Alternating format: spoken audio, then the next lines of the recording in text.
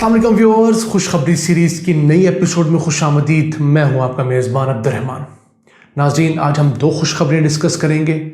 आज की पहली खुशखबरी तो रवा मालियाती साल के इब्तदाई 6 माह के जो टैक्स रिज़ल्ट्स हैं वो आ गए हैं और पाकिस्तान ने 2,915 अरब रुपए इकट्ठे किए हैं।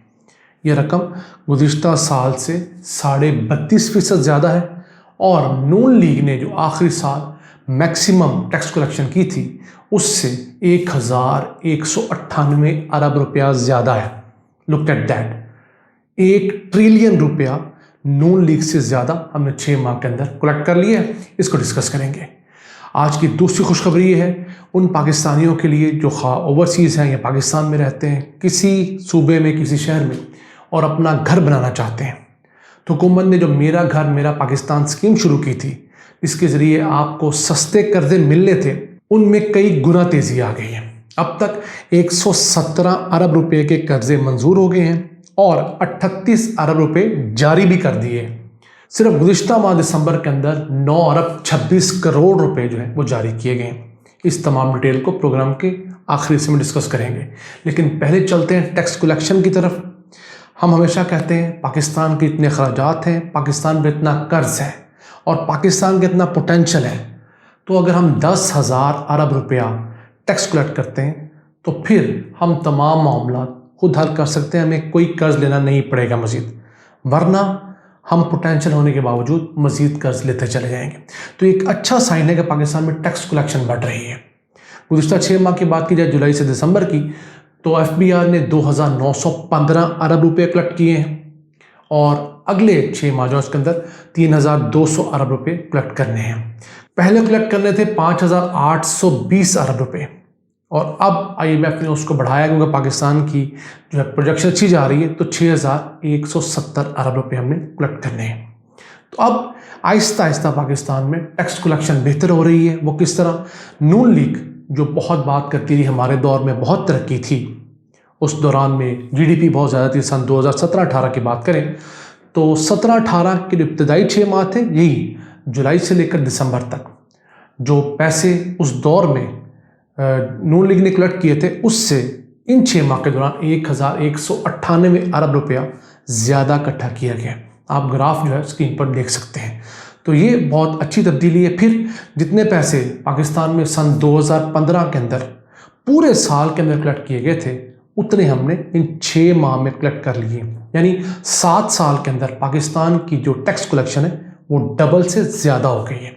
तो अगर हमने 7 साल में डबल किया है तो हम अगले 3-4 साल में इसको भी डबल कर सकते हैं, क्योंकि पाकिस्तान में अभी भी 1.5 करोड़ पाकिस्तानी ऐसा है जो बहुत अच्छी लाइफ गुजारता है, गाड़ियाँ इस्तेमाल करता है, एयर ट्रैवल करता है, अच्छे रेस्टोरेंट से खाना खाता है, महंगे स्कूलों में बच्चों को भेजता है, लेकिन इनकम टैक्स नहीं देता।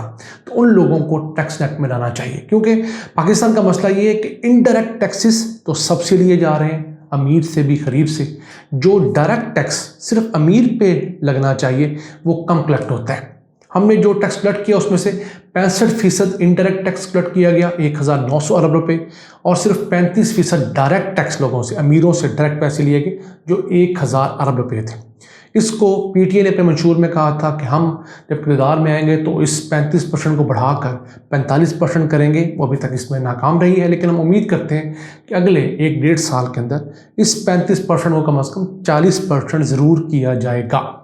इसी के साथ साथ हुकूमत ने एक और अच्छा काम किया है कि जिन लोगों के टैक्स रिफंड्स बनते हैं फैक्ट्रियों के, कारखानों के, वो देना शुरू किए हैं, जिसकी वजह से मुल्क के अंदर मईशत चल पड़ी है।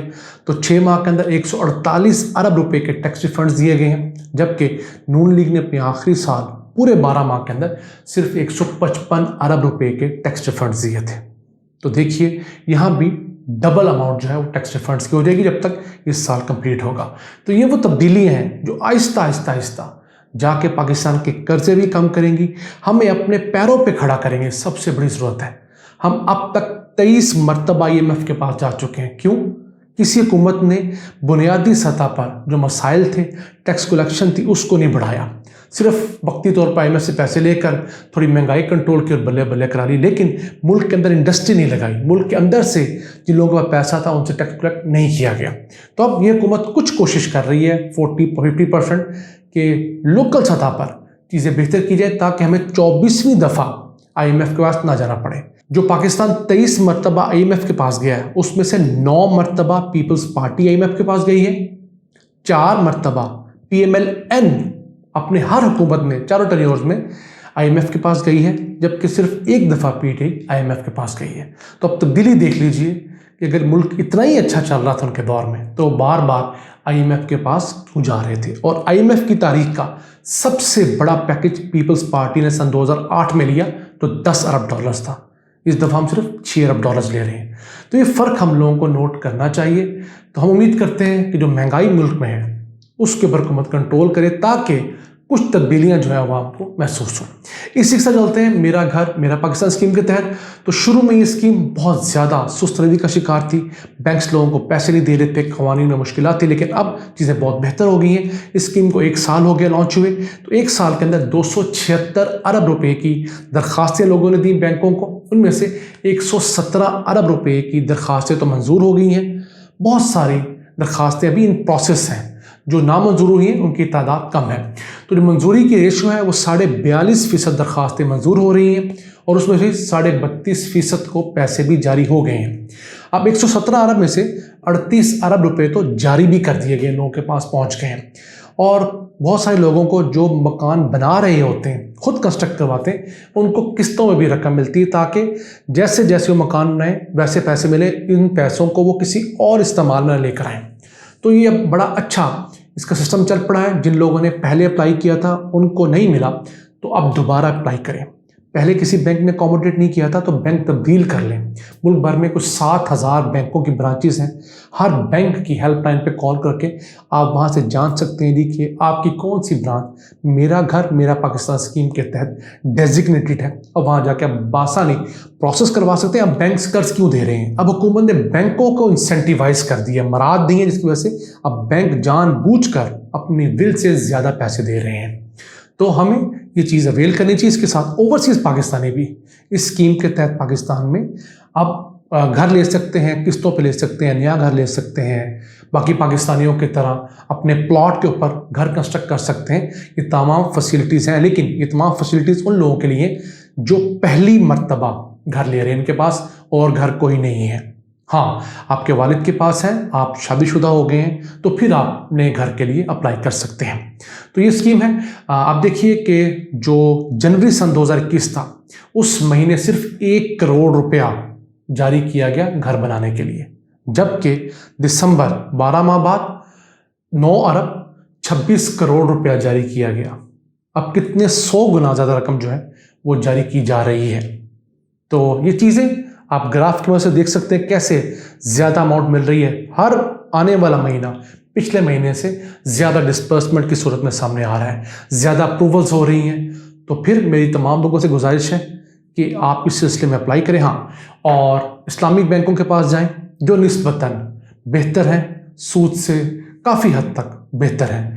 اس میں جو 2 بینکس بہت جلدی اپروولز دے رہے ہیں، میں نے ڈیٹا کی بنیاد پر اسٹیٹ بینک آف پاکستان کے ڈیٹا کو دیکھا تو ایک میزان بینک ہے اور دوسرا بینک الاسلامی ہے۔ یہ 2 بینک سب سے زیادہ اسلامک بینکوں میں اپروولز دے رہے ہیں۔ اس کے علاوہ جو دوسرے بینک ہے کنونشنل بینکنگ، وہ پیور سود ہے تو میں اس کو ریکمنڈ نہیں کرتا۔ تو ناظرین، یہ تمام چیزیں ہیں۔ میں سمجھتا ہوں کہ اب بھی جو لوگ زندگی میں فرسٹ ٹائم گھر بنانا چاہتے ہیں اور جتنے پیسے وہ کرائے کے گھر میں دے رہے ہیں اتنے پیسے دے کر اب وہ قسط دے کر اپنے گھر کے مالک ہو سکتے ہیں۔ خواہ وہ بنا بنایا گھر لے لیں، خواہ وہ اپنے گھر کو بڑا کرنا چاہتے ہیں، رینوویٹ کرنا چاہتے ہیں، یا وہ خود پلاٹ لے کر اس پہ گھر بنانا چاہتے ہیں۔ آپ کو صرف 10% خود دینا ہوگا۔ کروڑ روپے کی جگہ لیے گھر بنانا ہے آپ نے تو 10 لاکھ خود ڈالنے ہوں گے، 90 لاکھ روپے آپ کو بینک کی جانب سے دیا جائے گا۔ یہ آپ 5 سال سے لے کر 20 سال کی جو ہے اقساط کے اندر یہ لے سکتے ہیں۔ اس کا پروسیس آپ بینک جان کر جانیں گے، اور پاکستان میں رہتے ہوئے آپ کو کچھ پانے کے لیے ایفرٹ کرنے پڑتی ہے۔ تو جائیے ایفرٹ کیجئے، اور پھر اگر نہ ہو تو اسٹیٹ بینک آف پاکستان کا ایک کمپلین نمبر ہے، وہ میں اسکرین پر دکھا رہا ہوں، اس پہ کمپلین کر کے آپ اپنی رہنمائی بھی لے سکتے ہیں اور کمپلین بھی درج کروا سکتے ہیں۔ ان الفاظ کے ساتھ اپنے میزبان عبد الرحمان کو اجازت دیجیے۔ اللہ نگہبان۔